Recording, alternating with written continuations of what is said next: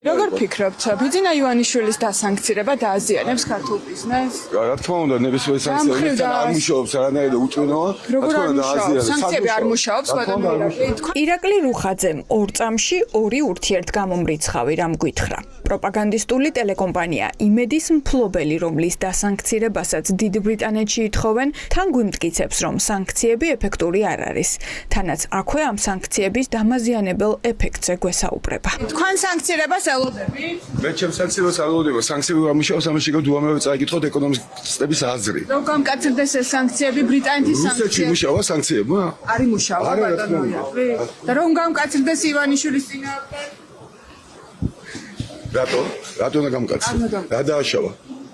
არ დაჯერებია ბიძინა ივანიშვილის. საგარეო კურსი არ არის შეცვლილი ამ ქვეყნის ხალხის ნებისაწინააღმდეგ. სადაა შეცვლილი? მსხვილი ბიზნესის ნაწილი დღეს ბიძინა ივანიშვილის სამსახურში ღიად ჩადგა. ძირითადად ისინი, ვინც ქართული ოცნების მხარდაჭერი დაქამდეც გამოირჩეოდნენ. თუმცა საჯაროდ მაინც არავინ ტყდება, რომელმა იკისრა საკუთარ თავზე ივანიშვილის ბიზნეს ელჩობა დასავლეთში.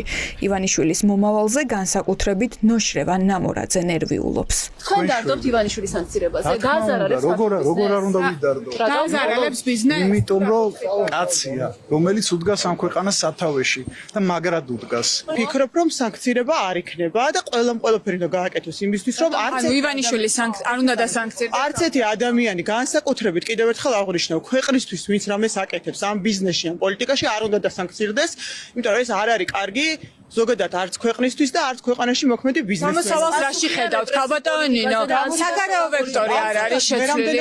ხედავ და მაგ ინფორმაცია არ დგას საკითხი დასანქცირების. ბიძინა ივანიშვილი სანქცირებული უკვე არის. ის ამერიკის შეერთებული შტატების სახაზინო დეპარტამენტის შავ სიაში შეყვანილი და შტატებში ფინანსური შეზღუდვები აქვს დაწესებული. ურთიერთობა ვერ დაალაგა და სანქციები ახალი ადმინისტრაციის პირობებში შენარჩუნდა. მის პოლიტიკურ გუნდს აღარავინ ელაპარაკება, ამიტომ ვრცელდება ინფორმაცია, რომ ახლა საკუთარი ფინანსების გადასარჩენად და უფრო მძიმე სანქციებისგან გვერდის ასავლელად ბრიტანეთსა და შტატებში საგანგებო მისიით ბიზნესმენები ყავს ივანიშვილს მივლენილი. საქართველოს ნებისმიერი მოქალაქე, ვინც არ უნდა დაასანქციროს, რა თქმა უნდა, ძალიან ცუდი იქნება, მაგრამ არანაირი მაგის, ასე ვთქვათ, მოლოდინი ალაგებს დასავლეთთან ახლა ბიზნესის გავლით ბიძინა ივანიშვილი. არა მაქვს ინფორმაცია. თქვენ არ გაქვთ ინფორმაცია, რომ ვინმე დადიოდეს ბიზნესიდან?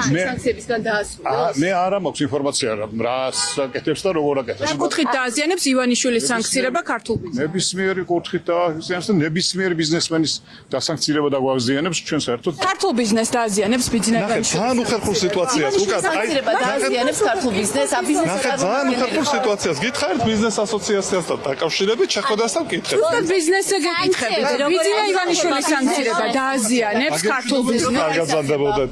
რა კავშირშია ბიძინა ივანიშვილის ქონების გაყინვა ქართულ ეკონომიკასთან? ამ კითხვაზე კონკრეტულ პასუხს ვერც ერთი ბიზნესმენი გვცემს. ზოგი ივანიშვილზე საუბარს საერთოდ ერიდება. ვინ ითხოვს, რომ არ დასანქცირდეს ივანიშვილი ბიზნესიდან?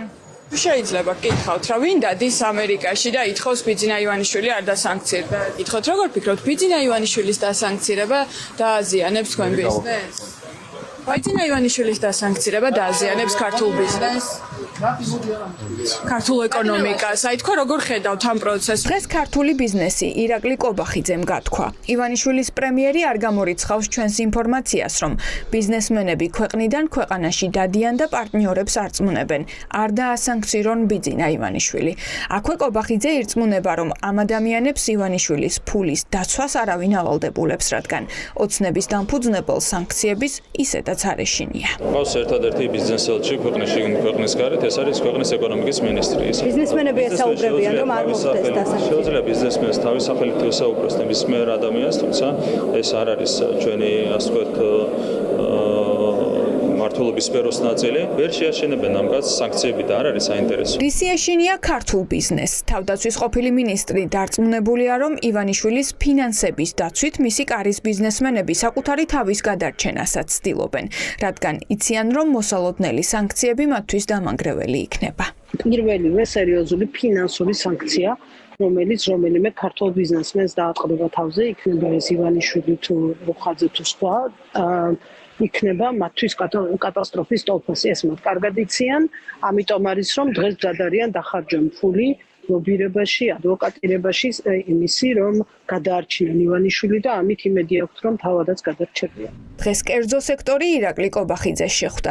ესაა პირველი აუდიენცია მას შემდეგ, რაც დიდმა ბრიტანეთმა სანქციები არა მხოლოდ ოცნების ჩინოვნიკებს, არამედ ბიზნესსაც დაუწესა და ბათუმის პორტში სანქცირებული ნავთობის შემომტანი რუსული ტანკერები შავსიაში შეიყვანა. ვინ იქნება შემდეგი? ეს არავინ იცის. კობახიძე დღეს ბიზნესის დამშვიდებას ცდილობდა და უმტკიცებდა, რომ ქვეყანაში სრული სიმშვიდეა და ასე იქნება მომავალშიც.